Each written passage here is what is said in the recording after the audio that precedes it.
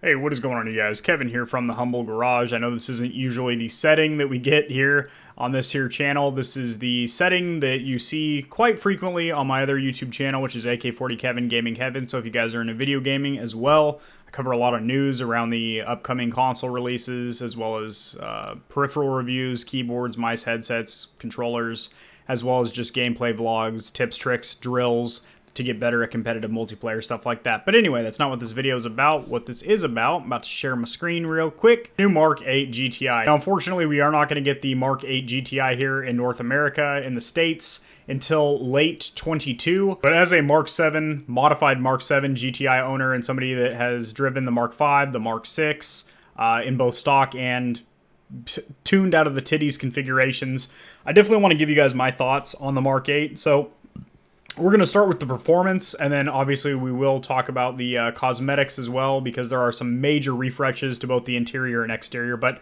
let's talk about the performance first. They didn't do a whole hell of a lot of modifications, still based on the MQB platform, so the Mark 7 GTI and the Audi A3 and S3, and there's a bunch of other models too that fall under the MQB platform, which is a very, very good platform, especially for inexpensive modification when it comes to tuning through, ECU tuning, as it is a boosted EA888 motor that has either a IS-20 or an IS-38 turbo in it, depending on your model, and you can squeeze a whole heck of a lot of boost out of those bad boys. So they didn't really change a whole heck of a lot, but they did do some tweaking on the suspension. They did it. This is the front here. You did get a reconfigured wishbone bushing. So just the bushings, that's not a huge deal. That might make it a little bit quieter, ride quality, less squeaks and moans and groans. Not that there's any of that now. Reconfigured springs and bump stops, so that is a difference. They probably went with a little bit stiffer springs, I would assume. Damper hydraulics plus new software application for DCC dampening, so adjustable damper modes is what I'm assuming there. You can probably, that won't be a standard feature on the base models, but in the upper models like the Autobahn edition and some of the higher trims, you probably will have adjustable dampers, which is really kick-ass. Aluminum subframe with optimized rigidity, and it's also 6.6 pounds lighter. So, hey, every little pound counts. And on the back, on the old rump end, we get reconfigured springs and helper springs, a new wheel mount. I was kind of hoping that they would go away from the studless or pinless mounts for the wheels. This is the only vehicle I've ever owned or worked on that, if you saw my wheel install video, the lug nuts, you stick those through the holes and then screw them in. It's not like when you pull the wheel off, there's permanent studs for you to mount the wheel on, which makes mounting and unmounting wheels kind of a pain in the bum. But once they're on, they're on. So I was hoping they would change that. Reconfigured wishbone bushing. So again, I guess nicer, cushier bushings. New damper bearings, damper hydraulics, plus new software applications for the dampening modes. Then they just talk about all the different wheels you're going to get with the different trim packages and stuff. 17s, the 18s. The US market will only get 18s and 19s because you Americans are all about your big rims over there. I like how they say that. 19 inchers. Sounds dirty. In Europe, you actually get to order your GTI with Michelin Pilot Sport Cups 2, which are very good rubbers, by the way. For the Mark 8, this is pretty nice. The electronic controlled limited slip differential is now standard across the board. I have the absolute base model Mark 7, so it does not have the limited slip. It never really seems to slow me down, though. And even in corners and whatnot, I still, it still handles really good, even without a whole lot of, the motor does do the computer does do a lot of torque vectoring and things behind the scene to keep you planted, but I've never had an issue without having the lock differential, not locked, limited slip differential. When I do go IS-38 turbo swapped, if that is the option I decide to go, and I start pushing higher boost and everything, that might be around the time that I start noticing a difference. But I have a stratified stage 2 tune and a catless downpipe, and I'm fine right now. They've also revamped the DDM, or Driving Dynamics Manager, which basically, we have that on the Mark 7. It controls the differential, the steering, adaptive dampers, the sound actor, which is like the fake speaker that gives you pumped in audio through the speakers and stuff, which actually sounds pretty decent, surprisingly. But yeah, you can adjust that. They've done some revamping and works to that. This guy over here is doing a little light track driving. Definitely needs to clean that windshield. But it doesn't seem to be slowing him down. He is absolutely romping right now, but still, like, That would bother the shit out of me when you need full visibility on the track.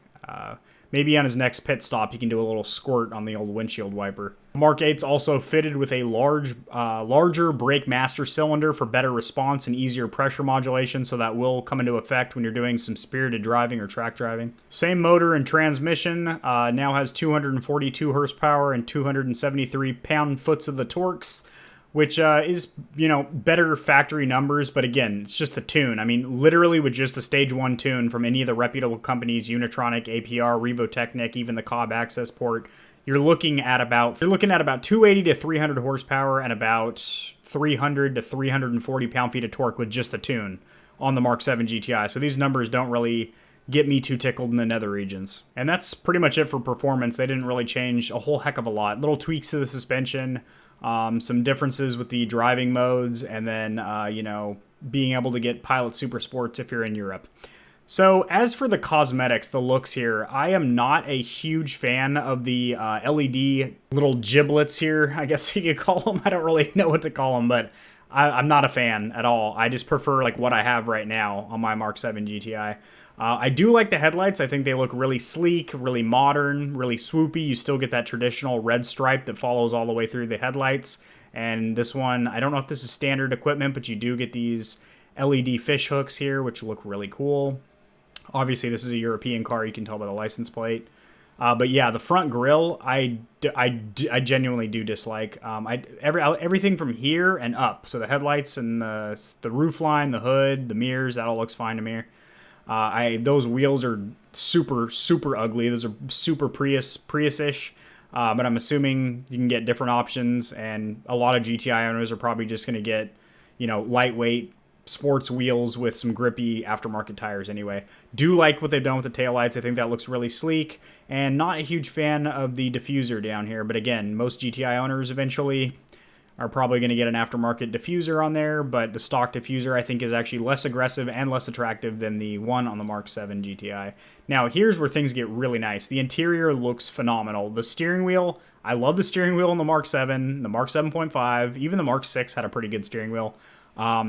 Yeah, you now have red trim on the steering wheel. It looks like more aggressive 10 and 2 notches, perforated leather on the sides there. The buttons also look a little bit more sleek. The whole shaping looks better, and you have this massive, it looks like about a 10.5 inch LCD screen. The entire instrument cluster is LCD digital now, which looks really cool, and you have a huge old center console infotainment system, which looks great. It does look like they've done away with a physical shifter lever, which, I mean, I guess is you're most likely going to be using paddles if you get the DSG anyway. It's not a huge deal, but I would prefer a traditional automatic shifter lever, but that's just me. All in all, I think this looks fantastic. This view gives you a really good idea of the sense of scale, that even though it's a small vehicle, GTIs feel incredibly roomy, which is pretty nice. You also do have red ambient lighting here in all of the trays, which is pretty cool. I mean, you have red trim lights on the Mark 7 GTI. I have it on my dirt cheap base model, but this actually has some more ambient lights and stuff like that. The interior, I gotta say, looks great. Looks like you have a little map pocket or something right there. That's convenient. There's that shifter they went with, and not a fan of this. This I genuinely do dislike. This is a mistake. So I think they should have done the traditional shifter lever, but right here they went to an electric parking brake. So if you are trying to do handbrake slides just to mess around, or, you know, for legit, you know, track driving or whatever, not that you really use handbrake slides a whole lot, but if you, I mean, it's just part of being in a driver's car, the ability to lock up the rear wheels. And not to mention, I just, I don't know. I really don't like these. So I think they should bring back a traditional shifter and parking brake. Now, this is a European model. We won't get our North American version until 2022. So maybe they'll bring that back for us. Yeah, gross, good tires, terrible wheels. Don't like those fog lights. The plastic valve cover is a little bit different, but who really cares about that? I would probably just pop that off and hydro dip it with some custom graphics anyway. That red is also different too. It's kind of more of a metallic burgundy-ish red. not burgundy, but like a darker red in comparison to the tornado red that is very popular with the GTIs. That's what color I have. Yeah, not a fan. I don't know what the hell. This has got to be a concept or something because the taillights are blocked out right there. Weird. And he's got a big old trailer hitch on there. I don't know what you're towing in your GTI. I guess you can tow a small trailer if you feel so inclined. So, all in all, here's my final thoughts. I don't really think that it's worth it to upgrade. Granted, this doesn't come out till 22 anyway, and the Ford Bronco is coming out spring of 21, which that vehicle I'm pretty excited for. That looks awesome. I personally wouldn't buy this over a Mark 7 GTI because the Mark 7 GTIs are now down in price significantly. I bought mine certified pre-owned from Volkswagen for a pretty damn good deal. You can find these used on Facebook Marketplace and Craigslist all day. And considering the performance is virtually the same, your same motor, same transmission, very minimal suspension tweaks. Not to mention, if you're tuning this vehicle anyway, you're probably going to get coilovers, bigger brakes, and shit anyway. So why pay for more parts that you're just going to pull off anyway? But if you are going to keep it, stock to stock or whatever, I mean, the amount of money you're saving, for me, the biggest selling point with the Mark 8's the interior. I think it's next level. It's, space age. It's very modern, looks good. Exterior, I'm actually more of a fan of the Mark 7. I'm a bit of a traditionalist. And I think the Mark 7 has a timeless classic hatchback design. I don't like these little niblets here in the front whatsoever. But yeah, I would just say get a Mark 7. Don't get a Mark 6. Get a Mark 7 or a Mark 7.5. Don't get a Mark 8 unless you really want that interior and the new rubber bushings on the springs. And yeah, that's going to do it, guys. I'll see you next one. Peace.